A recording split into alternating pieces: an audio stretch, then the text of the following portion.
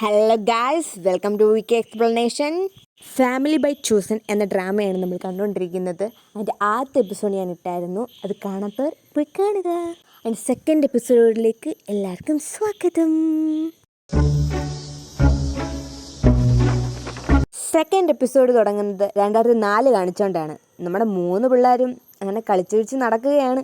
ഹേജുവും ജുവാനും അങ്ങനെ ഓടിക്കളിച്ച് ഇങ്ങനെ നടന്ന് ക്ഷീണിച്ചങ്ങ് കിടന്നു. സൻഹ അവിടെ എന്തോ എഴുതിക്കൊണ്ടൊക്കെ ഇരിക്കുകയായിരുന്നു. പിള്ളേർ രണ്ടിനും ചാട്ടം കഴിഞ്ഞപ്പോൾ ദാഹിക്കുന്നേന്നും പറഞ്ഞ് രണ്ടും കൂടെ അവിടെ അങ്ങ് കിടന്നു. സൻഹ അത് കേട്ട് രണ്ടുപേർക്കും പാലൊക്കെ ഒഴിച്ചു കൊടുക്കുന്നുണ്ട്. പാല് കുടിച്ചു കഴിഞ്ഞപ്പോൾ നമ്മുടെ ജുവാന് ഇപ്പം സ്നാക്സ് വേണമെന്ന് പറഞ്ഞപ്പോൾ അവന്മാർ രണ്ടും കൂടെ അവന്മാർക്ക് കിട്ടിയ സ്നാക്സ് എല്ലാം കൂടെ എടുത്ത് അങ്ങോട്ട് നിരത്തി വെക്കുന്നു. അപ്പോൾ അവൾ ചോദിക്കുന്നുണ്ട്, ഇതൊക്കെ എവിടുന്നാ? അതൊക്കെ കിട്ടിയെന്നേ. അവൾ അതെടുത്ത് പൊട്ടിക്കാൻ നോക്കുമ്പോൾ സൻഹ ചോദിക്കുന്നുണ്ട്, നീ പല്ല് തേച്ചായിരുന്നോ? തേച്ചു. എന്നാ കഴിച്ചു.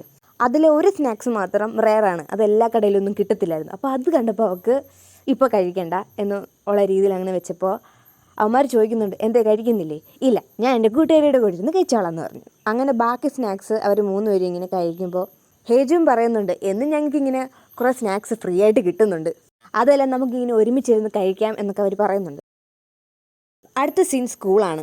നമ്മുടെ ജുവാൻ ഒരു പാക്കറ്റ് മാത്രം എടുത്തിട്ട് ഞാനിത് കൂട്ടുകാരിയുടെ കൂടെ ഇരുന്ന് കഴിച്ചോളാം എന്ന് പറഞ്ഞില്ലേ, ആ കൂട്ടുകാരിയാണ് ഇത്. കൂട്ടുകാരി കാണുമ്പോൾ അവൾ പറയുന്നുണ്ട്, ചേട്ടന്മാർ വാങ്ങിച്ചെന്ന സ്നാക്സാണ്, ഞാൻ നിൻ്റെ കൂടെ ഇരുന്ന് കഴിക്കാൻ വേണ്ടി എടുത്തുകൊണ്ട് പോകുന്നതാണ്.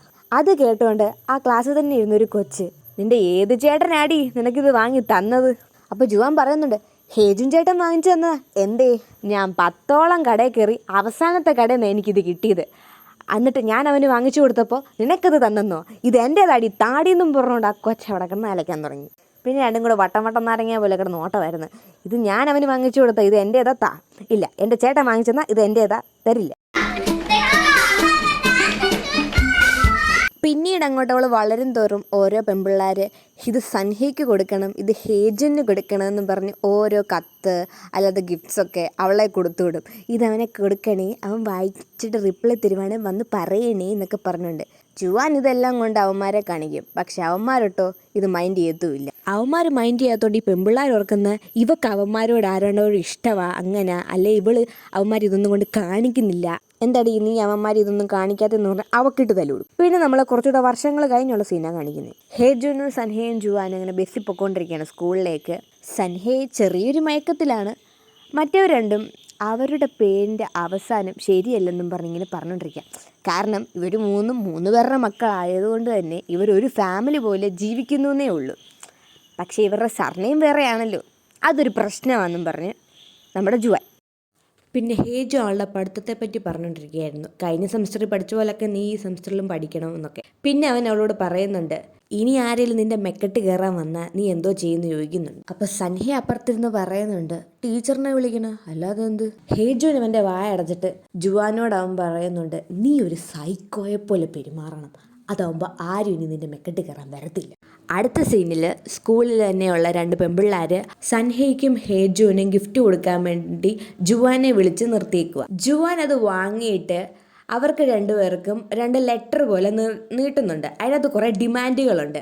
അപ്പോൾ അവളുമാരത് വായിച്ചു നോക്കുമ്പോൾ അതിനകത്ത് എഴുതിയേക്കുന്നത്, ഇത് സൻഹയും ഹേജുനും വായിച്ചിട്ടുണ്ടോ, അവരിത് കണ്ടിട്ടുണ്ടോ എന്നൊന്നും ഇവളോട് ചോദിക്കാൻ പാടില്ല എന്നും പറഞ്ഞാൽ അതിനകത്ത് ആദ്യത്തെ ഡിമാൻഡ് കിടക്കുന്നത്.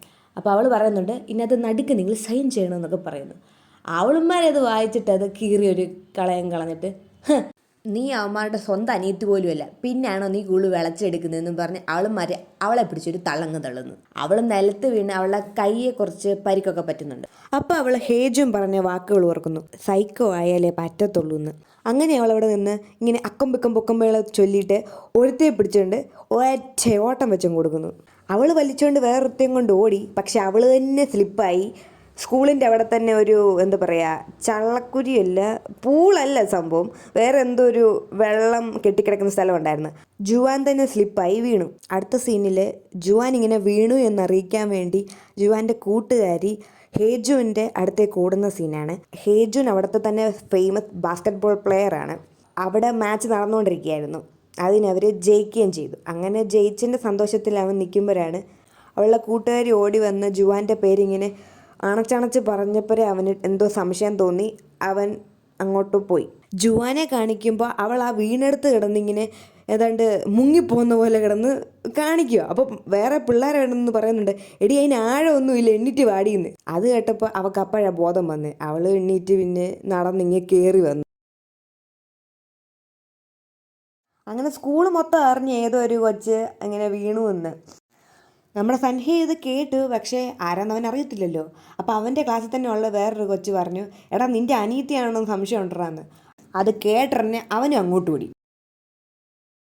ജുവാൻ അതിനകത്തുനിന്ന് കയറി വന്നപ്പം മറ്റേ തെള്ളിയിട്ട കൊച്ചില്ലേ, അവൾ അവളോട് ചോദിക്കുന്നത്, നീ എന്നടി സൈക്കോയാണോ?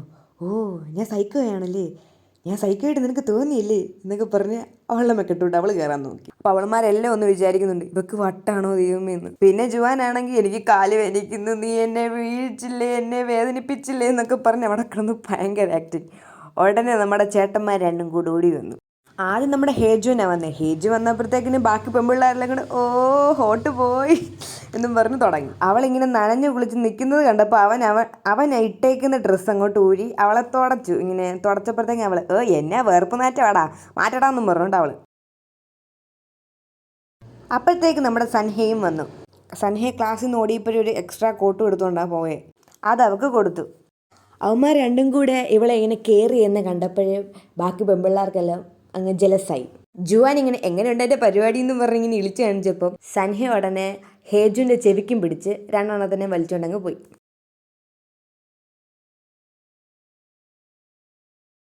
സ്കൂള് കഴിഞ്ഞ് തിരിച്ച് വീട്ടിൽ പോകുന്ന സീനാണ് അടുത്തത്. സൻഹയ്ക്കാണെങ്കിൽ രണ്ടെണ്ണത്തിനോടും നല്ല കലിപ്പുണ്ട്. ഹേജുൻ സൻഹയോട് ചോദിക്കുന്നുണ്ട്, എന്താ സാറേ കലിപ്പിലാണോ? അല്ലടാ നല്ല സുഖത്തിലാ, എന്നെ കൂടൊന്നും പറയിപ്പിക്കരുത് എന്നൊക്കെ പറഞ്ഞ് സൻഹി ഹേജുവിൻ്റെ മെക്കെട്ട് കുറേ കയറി. അതിന് ശേഷമാണ് നമ്മുടെ ജുവാൻ കുറച്ച് കഴിഞ്ഞ് വന്ന്. അവളെ സത്യം പറഞ്ഞാൽ നന്നായിട്ട് നാറുന്നുണ്ട്. ചള്ളവെള്ളത്തിലല്ലേ അവൾ വീണേ, അതുകൊണ്ട് അതിൻ്റെ ഒരു നാറ്റം അവൾക്ക് നന്നായിട്ടുണ്ട്. എന്നാൽ സൻഹ അവളെ ഒന്നും അങ്ങനെ വലുതായിട്ട് പറയുന്നില്ല. അത് കണ്ടുകൊണ്ട് ഹേജുൻ, എന്നെ കുറേ പറഞ്ഞല്ലോ, എന്നെ അവളെ ഒന്നും പറയാനില്ലേ, ഉണ്ടാ നടക്കടാന്നും പറഞ്ഞ് അവരങ്ങനെ ബസ്സിന് കയറി പോന്നു. ബസ്സിൽ കയറി ഇരുന്നിട്ടും ബാക്കിയുള്ളവർക്കെല്ലാം എന്താ ഇത്ര നാറുന്നേ, ആരും ഇങ്ങനെ നാറുന്നേന്നൊക്കെ പറഞ്ഞ് അവരിങ്ങനെ സംസാരിക്കുന്നുണ്ട് അങ്ങോട്ടും ഇങ്ങോട്ടും. ഇവന്മാർക്കറിയാമല്ലോ ഇവളെയാണെന്ന്. അതിന് ഇവന്മാർ ഇവളെ മറയുന്ന രീതിയിൽ ഇങ്ങനെ കമന്നങ്ങ് നിന്നു. അവരവരുടെ സ്റ്റോപ്പിൽ ഇറങ്ങിയപ്പോൾ മഴയാണെന്ന് തോന്നുന്നു, ഞാൻ എവിടെ നിന്നേലും ഒരു കുട വാങ്ങിച്ചിട്ട് വരാമെന്ന് പറഞ്ഞ് സൻഹി, വേണ്ട നമുക്ക് ഓടിപ്പോവാന്ന് പറഞ്ഞ് ജുവാൻ ഓടുന്നു. പുറകവന്മാർ രണ്ടും കൂടെ ഓടുന്നു.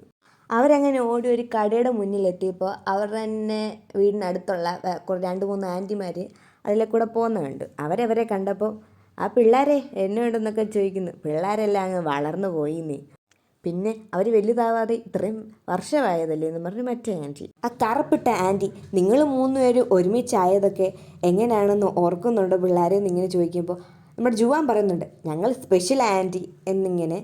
സത്യം പറഞ്ഞാൽ അവർക്ക് 3 പേർക്ക് സങ്കടമുണ്ട്, കാരണം ആൻറ്റി ഒന്ന് കുത്തുമായിരുന്നു. പിന്നെ പിങ്കിട്ട ആൻറ്റി, ആ പിള്ളേരെ ചുമ്മാ വെറുപ്പിക്കാതെ നീ വാടിയെന്നും പറഞ്ഞ് വിളിച്ചുകൊണ്ടങ്ങ് പോകുന്നു.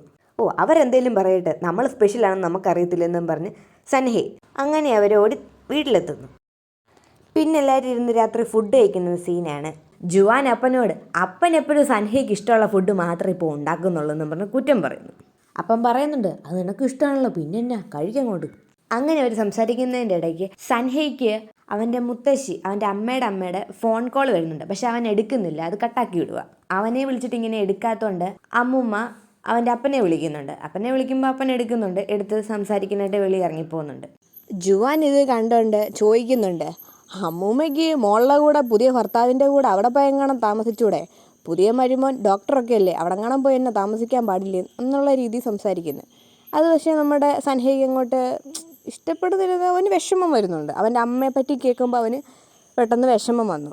ജുവാൻ്റെ അപ്പം പറയുന്നുണ്ട്, മിണ്ടായിരുന്നു തിന്നടി, നീ എന്തിനാ ഇതൊക്കെ പറയുന്നതെന്ന്. അപ്പോൾ അവൾ ചോദിക്കുന്നു, അവൻ്റെ അമ്മയ്ക്ക് ഒരു വട്ടവേലി ഇവനെ വിളിച്ചൂടെ എന്നുള്ള രീതിയിലൊക്കെ കുറേ പറഞ്ഞപ്പോൾ അവനങ്ങ് സങ്കടമാകുന്നുണ്ട് നമ്മുടെ സൻഹയ്ക്ക്. അവൻ ഫുഡും മതിയാക്കി അങ്ങ് എണീറ്റ് പോകുന്നു. അത് കണ്ട് ജുവാൻ്റെ അപ്പൻ, നീ മര്യാദയ്ക്കിരുന്ന് തിന്നില്ല, എൻ്റെ വായിന്ന് കേൾക്കും എന്നുള്ള രീതി അവളെ തുറപ്പിച്ച് നോക്കി അങ്ങിരുത്തുന്നു. പിന്നെ സൻഹയുടെ അപ്പ തിരിച്ച് കയറി വരുമ്പോൾ സൻഹയെ റൂമിൽ കയറി പോയി എന്ന് ഹേജുൻ പറയുന്നു. പിന്നെ പുള്ളിയെ കോൾ അങ്ങ് വെക്കുന്നു. സൻഹയെ കാണിക്കുമ്പോൾ അവൻ ജുവാൻ പറഞ്ഞ വാക്കുകൾ ഓർത്തങ്ങ് സങ്കടപ്പെട്ടുകൊണ്ടിരിക്കുക. അവൻ്റെ അമ്മ ഇത്രയും കൊല്ലമായിട്ട് അവനെ വിളിക്കുന്നില്ലല്ലോ എന്നവൻ പിന്നെയും ഓർക്കുമ്പോൾ അവനങ്ങ് വിഷമം. അതോർത്ത് അവൻ്റെ ഫോൺ അങ്ങ് സ്വിച്ച് ഓഫ് ആക്കുന്നു, ഇനി എന്നെ ആരും വിളിക്കണ്ട എന്നുള്ള രീതി. അടുത്ത സീനിൽ ജുവാൻ്റെ അപ്പ സൻഹയുടെ അപ്പയുടെ ഫോണിനകത്തു നിന്ന് പുള്ളിയുടെ അമ്മായിമ്മയുടെ contact ex mother in law എന്നുള്ള രീതിയിൽ ആക്കി കൊടുക്കുന്നു. പിന്നെ ജുവാൻ്റെ അപ്പം പറയുന്നുണ്ട്, നീ കുറച്ചുകൂടെ നിൻ്റെ ഫാമിലിക്ക് വേണ്ടി ഒരു അറ്റൻഷൻ കൊടുക്കണം എന്നൊക്കെ. അടുത്ത സീനിൽ സൻഹയുടെ മൂഡ് മാറ്റാൻ വേണ്ടി ജുവാനും ഹേജുനും കൂടെ അവന് ഇഷ്ടമുള്ള ഫുഡ് ഐറ്റംസ് ഒക്കെ കൊണ്ട് കൊടുക്കുന്നു. എന്നാൽ അവൻ ആദ്യമൊന്നും അത് മൈൻഡ് ചെയ്യുന്നില്ല. അവനൊന്ന് ചില്ലാക്കാൻ വേണ്ടി അവർ പല കോപ്രായങ്ങളും പലതും പറയുന്നൊക്കെയുണ്ട്. അങ്ങനെ അവസാനം അവനൊന്ന് ഓക്കെ ആയി എന്നവർക്ക് മനസ്സിലാവുമ്പോൾ അവർ രണ്ടും കൂടെ തിരിച്ച് അവരുടെ റൂമിലേക്ക് പോകുന്നു.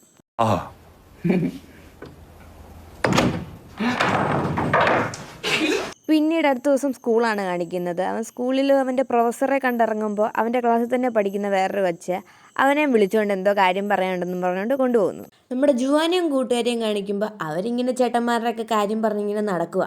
ഇന്നലെ നിൻ്റെ ചേട്ടന്മാർ വന്ന് നിന്നെ കയറി എന്ന് കണ്ടുകൊണ്ട് ബാക്കി പെമ്പിള്ളാരെല്ലാം ഒന്ന് അടങ്ങിയിരിക്കുക. ആണോ ശരിക്കും? നല്ല കാര്യം. അതിൻ്റെ ഇടയ്ക്ക് ജുവാൻ കൂട്ടുകാരോട് ചോദിക്കുന്നുണ്ട്, നീ സൻഹയുമായിട്ട് കൂട്ടായില്ലല്ലോ, ഞാൻ കൂട്ടാക്കി തരാം. ഓ വേണ്ട, അതിനെന്നാ നീ എൻ്റെ കൂട്ടുകാരി ആയതുകൊണ്ട് നീ സൻഹയുടെയും കൂട്ടുകാരിയാ. അങ്ങനെ പറഞ്ഞ് നടക്കുമ്പോഴാണ് സൻഹയെ മറ്റേ കൊച്ചിൻ്റെ കൂടെ അങ്ങോട്ട് പോകുന്ന കണ്ടേ. അവനെ കണ്ടുകൊണ്ട് ജുവാൻ അവൻ്റെ അടുത്തേക്ക് പോകാൻ നോക്കുമ്പോൾ കൂട്ടുകാരെ അവളെ പിടിച്ചു മാറ്റി. നീ ഇപ്പം അങ്ങോട്ട് പോകണ്ട, അവർ രണ്ടും ഡേറ്റിംഗ് ആണെന്നാണ് ക്ലാസ്സിൽ മൊത്തം ഒരു ചർച്ച, നീ ഇപ്പം അങ്ങോട്ട് പോകണ്ട. ഡേറ്റിങ്ങോ? എന്നിട്ട് എന്നോടൊന്നും പറഞ്ഞില്ലല്ലോ. പിന്നെ അവർ ഡേറ്റിംഗ് എന്ന് ക്ലാസ്സിലുള്ള എല്ലാവർക്കും അറിയാം. ജുവാൻ അങ്ങ് കലിപ്പായി, എല്ലാവർക്കും അറിയാവോന്നുള്ള രീതിയിൽ. അടുത്ത സീന് സൻഹയെയും ആ കൊച്ചിനെയും കാണിക്കുമ്പോൾ സൻഹ അവളോട് പറയുന്നുണ്ട്, നീ ഇതിനെ എന്നെ ഇങ്ങോട്ട് വിളിച്ചോണ്ട് പോയേ, ബാക്കി പിള്ളേർ നോക്കുമ്പോൾ അവരോർക്കും നമ്മൾ ഡേറ്റിംഗ് ആണെന്ന്. അപ്പോൾ അവൾ ചോദിക്കുന്നുണ്ട്, അപ്പോൾ നമ്മൾ ഡേറ്റിംഗ് അല്ലേ? അല്ലല്ലോ. അപ്പോൾ അവൾ അവനോട്, അപ്പോൾ ഞാൻ സോൾ നാഷണൽ യൂണിവേഴ്സിറ്റി, അത് വേറൊരു കോളേജാണ്, വേറൊരു സ്ഥലത്തെ കോളേജാണ്, അപ്പോൾ അവിടേക്ക് അപ്ലൈ ചെയ്തപ്പോൾ നീ അതിന് ഓക്കെ പറഞ്ഞല്ലോ. അതിന് ഞാൻ ഓക്കെ പറഞ്ഞു, നീ അപ്ലൈ ചെയ്യണം. അപ്പോൾ പിന്നെ ഞാൻ നിന്നോട് എനിക്ക് നിന്നെ ഇഷ്ടമാണെന്ന് പറഞ്ഞപ്പോൾ ഓൾ റൈറ്റ് എന്ന് നീ എന്തിനാ പറഞ്ഞ്? ഞാൻ നീ പറഞ്ഞത് കേട്ടു. അപ്പോൾ അവൾ, നീ എല്ലാത്തിനും ഈ ഓക്കെ പറയുന്നുണ്ട്, ഞാൻ ഓർത്ത് വി ആർ ഒഫീഷ്യലി കപ്പിൾസ് എന്നൊക്കെയാണ്. ഇപ്പോൾ എന്തായാലും എല്ലാത്തിനും കാര്യം മനസ്സിലായല്ലോ, അപ്പോൾ പിന്നെ ഞാൻ പൊക്കോട്ടെ എന്ന് പറഞ്ഞ് അവൻ അങ്ങ് പോയി. സ്കൂൾ വിടാൻ നേരം ആകുമ്പോൾ നമ്മുടെ ജുവാന് സൻഹയുടെ ക്ലാസ്സിന് മുമ്പിൽ ചെന്നിരുന്ന് അവനെ തുറപ്പിച്ച് നോക്കിക്കൊണ്ടിരിക്കുക. എന്നാൽ എന്നോട് മാത്രം പറഞ്ഞില്ല, ഞാൻ മാത്രം അറിഞ്ഞില്ല എന്നുള്ള രീതിയിൽ. പുള്ളിക്കാരി അതുകൊണ്ട് ഭയങ്കര കലിപ്പിലാണ്. പോകുന്ന വഴിക്കൊന്നും അവനോടൊന്നും മിണ്ടുന്നില്ല. അവസാനം വണ്ടി ഇറങ്ങിക്കഴിഞ്ഞാണ് ഒന്ന് മിണ്ടുന്നത്. ഞാനൊരു ഹായ് പറയാൻ വന്നപ്പോൾ നിങ്ങളങ്ങ് മ്യൂസിക് റൂമിലേക്ക് കയറി പോയില്ലേ? നിങ്ങൾക്ക് ഗേൾ ഫ്രണ്ടൊക്കെ ഉണ്ടല്ലേ? സ്കൂള് മൊത്തം അറിയാം, എന്നോട് മാത്രം പറഞ്ഞില്ല. അതൊക്കെ കണ്ടിട്ടും കേട്ടിട്ടാണോ ഇത്ര കലിപ്പ് എന്ന് സൻഹയെ ചോദിക്കുന്നത്. അതുകൊണ്ട് തന്നെയാണ് എനിക്ക് നല്ല സങ്കടം വന്നു. അപ്പായിക്കും എല്ലാവർക്കും സങ്കടം വരും. സ്വന്തം ഫാമിലി അല്ലെന്നല്ലേ ഉള്ളൂ, ഒന്നുമില്ലല്ലേ എല്ലാ ദിവസവും കാണുന്നില്ലേ? അങ്ങനെയും ഒന്ന് പറയാമായിരുന്നു. പിന്നെ ആ ടോപ്പിക്ക് ഫാമിലിയിലേക്ക് പോയി.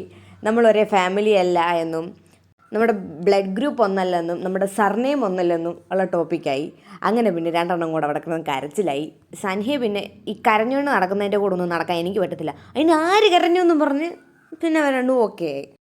അടുത്ത് നമ്മുടെ ഹേജുനെയാണ് കാണിക്കുന്നത്. ഹേജുവിന് അവിടെ ബാസ്കറ്റ് ബോളിൻ്റെ പ്രാക്ടീസും നടന്നുകൊണ്ടിരിക്കുകയാണ്. അങ്ങനെ ഒന്ന് റെസ്റ്റ് എടുക്കാൻ വേണ്ടി അവരെല്ലാം കൂടെ വെള്ളം കുടിച്ചവിടെ ഇരിക്കുമ്പോഴാണ് അപ്പുറത്തിരുന്ന് ഒരാൾ ഇവരെ ഫോട്ടോ എടുക്കുന്നുണ്ട്. അത് കണ്ടുകൊണ്ട് അവർ ആളെ വിളിച്ചപ്പോൾ പുള്ളിയന്മാർ കണ്ടു എന്ന് മനസ്സിലാക്കിയപ്പോഴത്തേക്കിന് അവിടെ നിന്ന് എസ്കേപ്പ് ആവാൻ നോക്കുന്നു. അത് കണ്ടവന്മാർക്ക് ഡൗട്ട് തോന്നി ഹേജും പുള്ളിയുടെ പുറകെ പോയി. അങ്ങനെ പുറകെ ചെന്ന് പുള്ളിയെ പിടിക്കുന്നുണ്ട്. പുള്ളിയെ പിടിച്ചിട്ട് താനെതിന് ഞങ്ങളുടെ ഫോട്ടോ ഒക്കെ എടുക്കുന്നതെന്ന് ചോദിച്ചിട്ട് പുള്ളി അതിനൊന്നും ഉത്തരം പറയുന്നില്ല.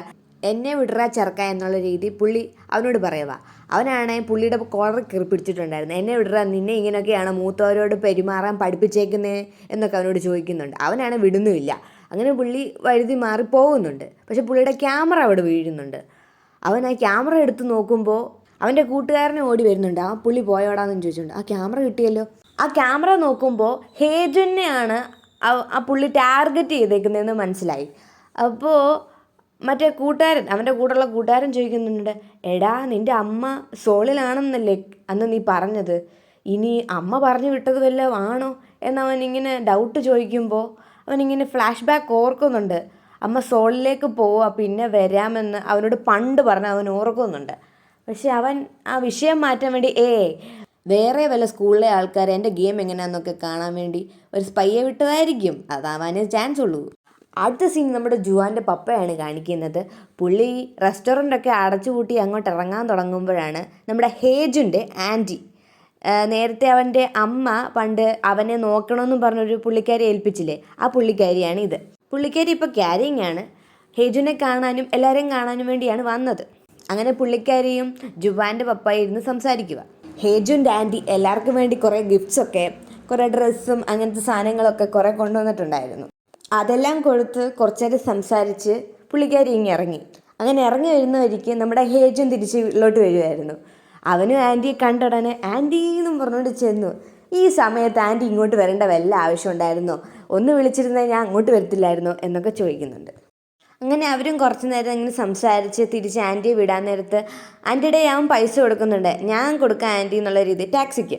അപ്പോൾ ആൻറ്റി പറയുന്നുണ്ട്, വേണ്ട, ഇത് ജുവാൻ്റെ അപ്പ നിനക്ക് തന്നതല്ലേ, ഇത് നീ ഉപയോഗിക്കണ്ട, ആവശ്യമുള്ള സന്ദർഭങ്ങളിൽ മാത്രം ഉപയോഗിച്ചാൽ മതി, പിന്നെ നീ വലുതായിട്ട് ഇതെല്ലാം നീ തിരിച്ചു കൊടുക്കണം എന്നൊക്കെ പറയുന്നുണ്ട്. അപ്പോൾ ഇന്നത്തേക്ക് ഇത്രയേ ഉള്ളൂ ഗൈസ്. അടുത്ത എപ്പിസോഡ് എന്തായാലും 2 ദിവസം കഴിഞ്ഞുണ്ടാകും. ഞാനിങ്ങനെ ഒന്നരയിട്ടാണ് വീഡിയോ ഇടുന്നത്. എന്തായാലും ഡ്രാമ എല്ലാവർക്കും ഇഷ്ടപ്പെട്ടെന്ന് വിശ്വസിക്കുന്നു. പിന്നെ ഇത്രയും കണ്ടതല്ലേ, ഒരു ലൈക്കും സബ്സ്ക്രൈബും തന്നേക്ക്. അപ്പോൾ ശരി, അടുത്ത എപ്പിസോഡിൽ കാണാം.